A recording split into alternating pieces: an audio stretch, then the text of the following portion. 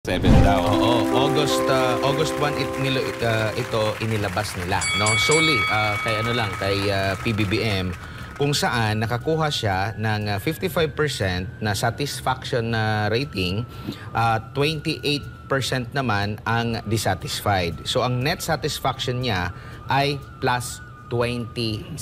Yun, net satisfaction niya plus 27, si BP Sara ay plus 44. So lamang si BP Sara, hindi nila sinabay ng labas kasi matatabunan ang beauty ni Bonget. Ay, compare natin kay BP Sara. Ay malayo, plus 44 si BP Plus Sara. 44. Alam mo, ang mainit na balita ngayon. Ito ay tungkol sa trust rating ni BP Sara, pero hindi isinabay yung announcement sa trust rating ni Marcos. Medyo may anomalya kaming naaamoy. O, pakinggan nyo.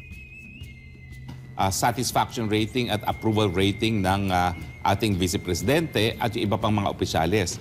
Pero ako'y nagtataka, bakit wala na namang approval at satisfaction rating ang Presidente?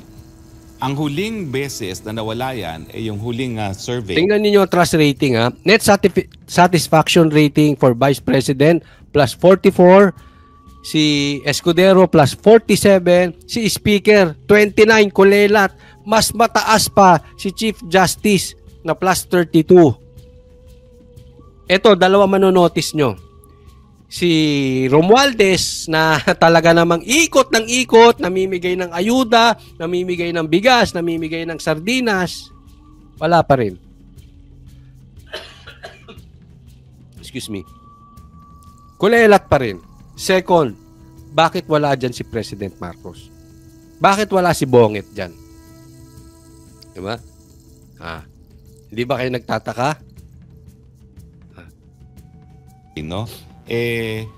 Bumagsak ang satisfaction rating ng Presidente sa 20. Release lang nila nang umakyat uli sa 27. No? Pero Kaya ito ang kwento niyan.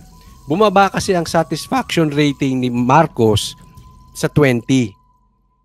Nirelease lang nila nung tumaas ng 27 plus 27. Okay? Para ano, magandang propaganda. Tumaas! Nagtiwala ang taong bayan kay President Marcos. Goes.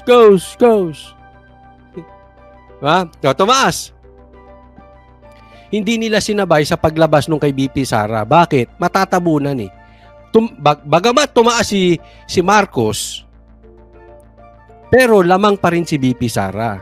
Ang hinighlight nila, si Marcos tumaas, si BP Sara bumagsak. Yun ang highlight ng media. Yun ang highlight ng mga bangag vloggers. Yan ang highlight ng mga ensimada vloggers. Pero sa katunayan, ang buong kwento niyan, kung titingnan mo, kung hindi hiniwalay yung rating na yon, lamang pa rin si BP Sara kay Marcos. dito sa huling survey, pinakamataas di umano ang rating ngayon ni Senate President Cheese Escudero. Ako naman hindi nagtataka kasi veterano naman itong si Senate President Cheese, no? At saka bago, no? So tingin ko nagpapakitang gilas, no? Pero ang masasabi ko lang, steady ang ating presidente kasi bahagya ang ating Vice President dahil bahagya lang siya bumaba, no, sa kanyang satisfaction rating, no? Now, pero titignan natin kung ano talaga. May isa pang polling firm na siyang aking talagang pinaniniwalaan. Yung Ito SWS to eh. Itong nag-survey na ito. Asia, no? Titignan natin kung ano talagang nangyari. Pero ang sabi nila, nung bumitaw daw si BP Sara, bumaba ng bahagya ang kanyang satisfaction at saka ang kanyang trust rating. Pero sa tingin ko naman, baka baliktad dapat ang epekto niyan. Kasi nga, ang pagbaba niya ay dahil nakadikit siya doon kay PBBM na alam na. Oo. Ako, agree naman ako kay dito. Attorney Roque. Dapat nga mas lalo pang tumaas si BP Sara eh. Kasi nahihila pababa ni Marcos to si BP Sara. At maraming natuwa kay BP Sara nung kumala siya as DepEd Secretary. Hindi na siya nadadamay sa kapalpakan ng Administrasyong Marcos. But we will see. Tingnan natin sa ibang survey. Continuous ang kanyang pagbaba except dito sa sinasabi nilang Okta Research, no? Pero tingnan natin dahil ang mga binibigkas naman na salita ni Vice President Duterte, tingin ko yan ay mga salita na talagang sa ano naman, no, yung proper for the current administration, no? Yung gaya na sinasabi niyang we deserve better. Walang mali doon. At lahat ng tao tingin ko ay nagsasabi na we truly deserve better. Lalong Ako, I agree. Ito yung lantarang, baka sasabihin na naman ng iba. We really deserve better. Sa palagay ko, uulit-ulitin ko, dapat talaga si Marcos ay magpa-drug test na. Paulit-ulit ko po yan at siguro uulit-ulitin ko pa rin yan sasabihin sa inyo. Dapat na magpa-drug test si President Marcos at really, we deserve better. Kasi yung nangyayari po ngayon ay ako personally hindi ko nagugustuhan. And sa kabila ng kapalpakan at bintang sa kanya, I think kung ayaw niya magpa-drug test, he should resign. Sa tingin ko lang ako hindi nagiging bias. Pero siguro ito rin ay pagkakataon ni President Marcos na siya ay patunayan ng kanyang sarili na siya ay hindi gumagamit until now. Kasi wala namang problema yung dati, di ba? Dati na yun eh. Pero ang bintang ng tao until now gumagamit pa rin. So to give you a chance, magpa-drug test ka. If hindi mo magagawa, siguro I think you should resign. Diba? Ito po kinakampihan ko kayo, President Marcos. Binibigyan ko nga kayo ng pagkakataon. Hindi po ako bias. Alam nyo naman. Si Coach Olin, tayo nasa gitna. Binibigyan ko pa nga kayo ng chance na to prove people na mali sila. Diba? So, ano ba naman? Saglit lang yung drug test. Gawin mo na. lalo na pagdating sa mga issue na nakakaapekto sa pang-araw-araw na buhay gaya ng baha at yung katotohanan na inamin recently ng gobyerno na wala pala silang master plan. Alam mo, nung naging kongresista ako ng 2016, sinabi ko na yan na kinakailangan itigil muna mga flood control projects at magkaroon tayo ng malawakang Metro Manila-wide flood control program. Kasi iisa naman tayong tawag doon, geographic entity, bakit maging patsi-patsi ang mga plano, no? Kinakailangan talaga malawakang pananaw kasi nga, climate change. Yan, climate change. Yung flood project na yan, talagang malaking bulilyaso yan. Isipin mo, pinagmalaki mo, pinagyabang mo sa zona. After a day, binaha tayo. Yan ay lantarang kapalpakan ninyo. Lantaran na po yan. May nangurakot dyan. Ha? It's either may nangurakot dyan, Marcos, or sinungaling ka. Kasi ikaw mismo nagsabi 5,100 projects. O 5,500 ba yun? O tapos binaha. O mamili ka. Sinungaling ka, President Marcos, or kurakot. May nangurakot dyan. Pero yung bulilyasong ganyan, tapos wala kang imik, I think you should do better than that. Kasi kung hindi mo iimikin itong mga ganito, I think it's fair enough na mag-resign na lang. So yung gagawin nating integrated na flood control project, talagang kabahagi rin yung tinatawag nating mitigating projects laban sa charter change. No? So kayo, pulso ng bayan, tingin nyo ba mas pinagkakatiwalaan at mas aprobado ang gawain ng Vice President ngayong siya'y bumitiw na sa... Ako, I agree. Kayo ba agree? Mas magandang bumitaw na nga si VP Sara. Palagay ko naman na nagulat lang dyan, Atty. Roque, yung mga taong bayan. Hindi nila alam kung anong talagang purpose ng pagbitaw niya. Pero I'm sure tataas ang trust rating ulit ni VP Sara. Pero lamang pa rin naman siya. Lamang pa rin siya kay Marcos. DepEd. Anong inyong mga views? I-text lang po sa atin, sa ating Facebook, sa ating YouTube, sa ating Rumbler, at sa ating, ano pa ba? Sa mga Instagram. social media accounts natin. Yes. Attorney, nagtataka ka kung bakit VP hanggang Supreme Court Chief Justice ang meron. Actually, nauna si President Bongbong Marcos. Ito na yung kinakwento. Nauna na si Marcos. Hindi lang isinama sa announcement.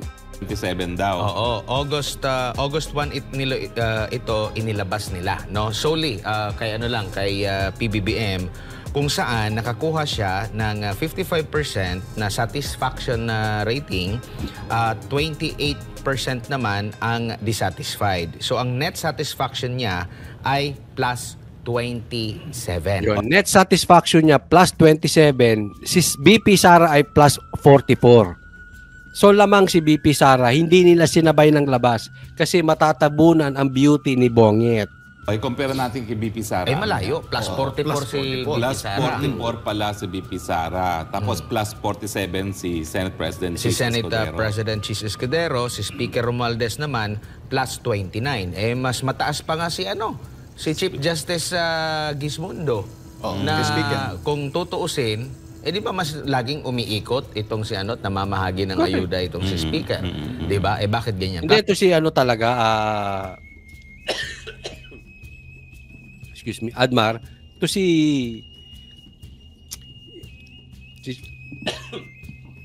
si Speaker, wala talaga. Hindi na-asenso yan. Diyan na lang yan kung saan siya nananalo bilang congressman. Hanggang diyan na lang yan sa syudad nila. National, walang kapag-asa yan. Kaya, alam mo, sabi nga, pag pinilit, nagdudugo. Madugo lang yan. Huwag na natin ipilit. Manalo ng national yan, si Tamba. Madugo lang mangyayari. Hindi talaga. Wala siyang, walang national appeal si Tamba.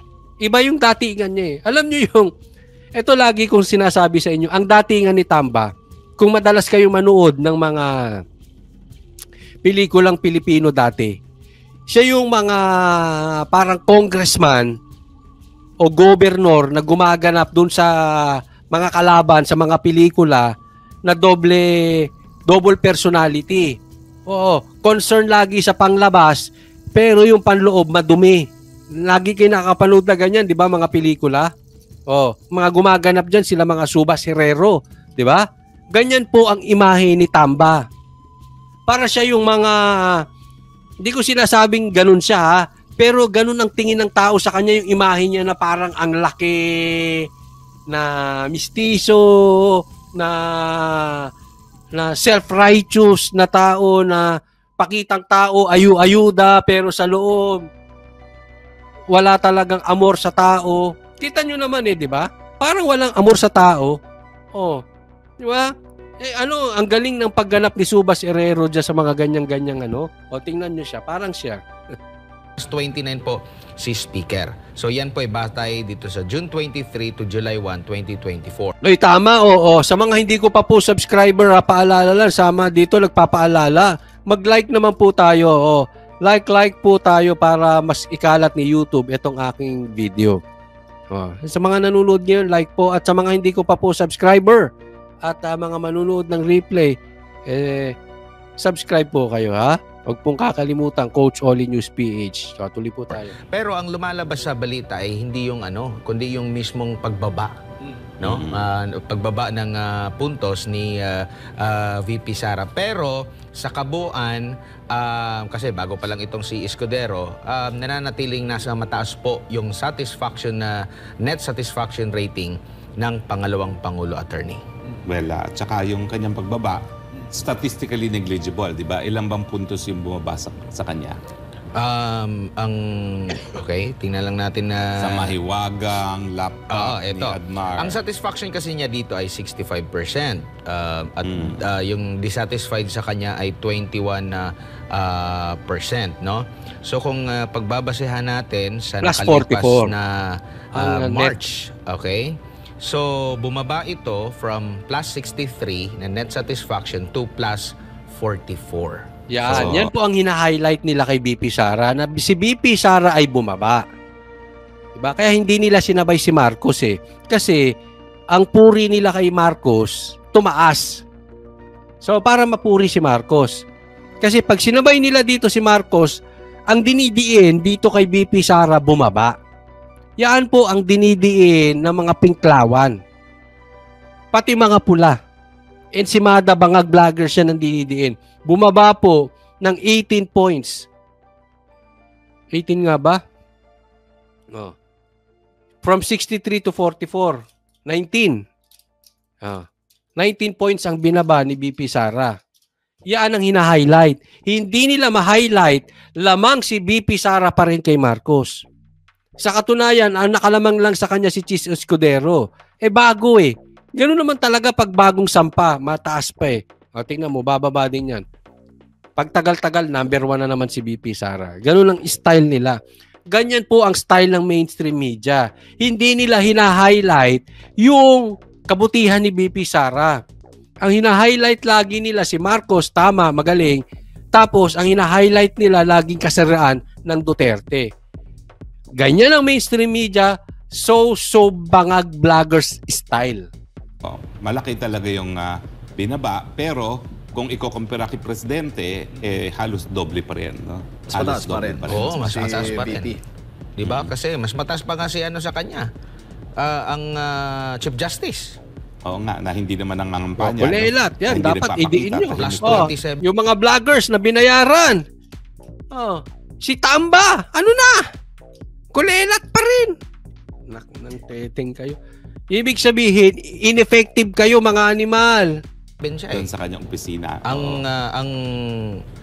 Malaki ang Manateros itinaas test. ng net satisfaction ng Chief Justice mula plus 13 to plus 32. Si Pangulo nasa plus 27 po. Plus 27. Ang sabi ng mga kababayan natin attorney dito, sinasadya ba na hindi sinama dito kay VP Sara itong 4 na opisyal ng gobyerno ang survey, no, net satisfaction rating ni Presidente. Hindi, ba? naunang nirelease yung Bakit kay nga? PBBM. Pero bakit hindi sinabay? Oo, yun ang tanong nila. Yun nga siguro, para Sinasadya ba? para ma-highlight yung 7 points sa increase niya, no? At saka para hindi makumpira kay VP Sara. Oo, pero nakita natin na mas mataas pa rin, no, ng rating si VP Sara kumpara sa Pangulo. Pero siyempre, attorney, nakikita mo ngayon yung lahat ng mga kritiko ng Vice Presidente ay nakatutok sa kanyang pagbaba, sa kanyang Mga insimada rating. yan. At isa nga daw sa Jay. mga nakikita lang dahilan ay yung pag-alis niya bilang isang cabinet member ng Administrasyon Marcos. Pero sa akin, positibo yun. Kasi nga, habang nandun siya sa gabinete, habang nag-free fall ang presidente, syempre kasama siya doon dahil kabahagi siya. Siya ay isang alter ego. So sa tingin ko, tama pa rin yung kanyang desisyon na magkaroon ng sariling personalidad. At ngayon siya ay nagsasalita. Sabi nga niya, hindi naman siya oposisyon. Siya ay nagsasalita para sa sambayan ng Pilipino. Kung ano lang yung tama. So sa kanya, hindi niya iniisip na oposisyon siya kasi Basta ako, Attorney Roque, masaya tayo. Ha? At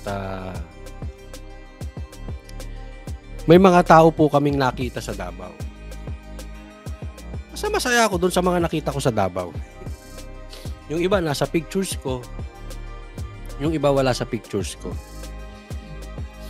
And these are prominent mga kaalyado. Sabihin na lang natin ganun. No? So, natutuwa ako dahil si VP Sara ay nagsasalita na. Ha? Binanata niya na rin si Chis Escudero, ginawang tagahawak. Alam nyo, yung nafo-focus tayo sa dapat wag tayong maging bangag, di ba? Hindi tayo pinapatakbo ng bangag.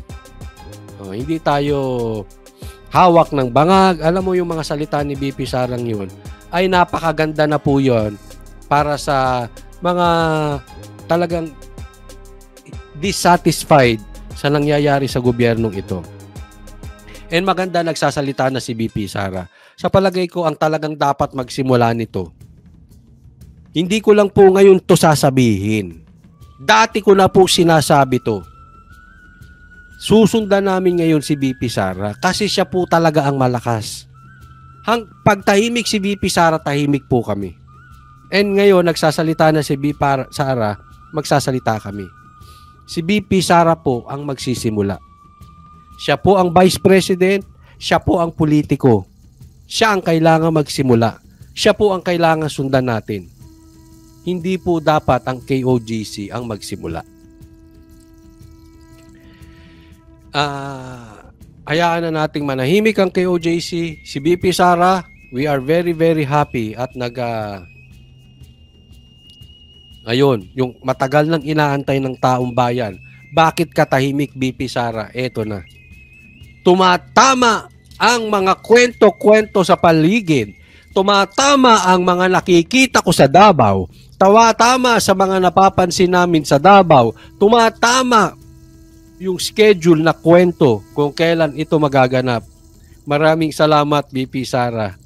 Again, sasabihin ko, we are right on schedule. Kalma lang. Kalma lang tayo. Ito, meron akong gustong ipakita sa inyo.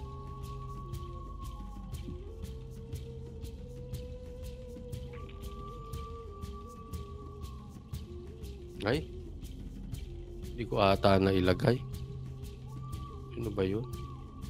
Hayaan na natin.